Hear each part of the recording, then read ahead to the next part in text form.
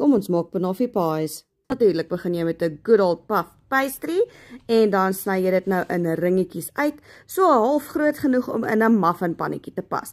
Ek het hierdie net so 'n bietjie gepoel en getrek en gepush en whatever om in my pannetjie in te pas.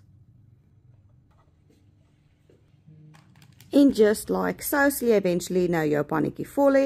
Ek het my extra offcuts gebruik vir 'n klein mini paaitjie. Dan natuurlik gaan jy jou bananas met sliced banoffee pie right en dan top jy dit of met daai awesome caramel clover double dairy dessert of whatever long name they wanted to give it. En dis natuurlik waar jy die kinders ook involved kry. I'm just going to spread it around with my fingers. Oontoe vir so 25 minutes. Side note, Cloverson is nie so oily soos die treat nie. Hulle het uitgekom soos absolute perfection en my kombuis ruik divine.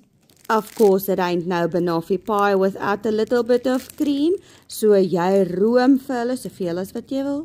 En hierdie is 'n stabilized whipped cream, so hy het so bietjie gelatin in vir daai extra firm touch.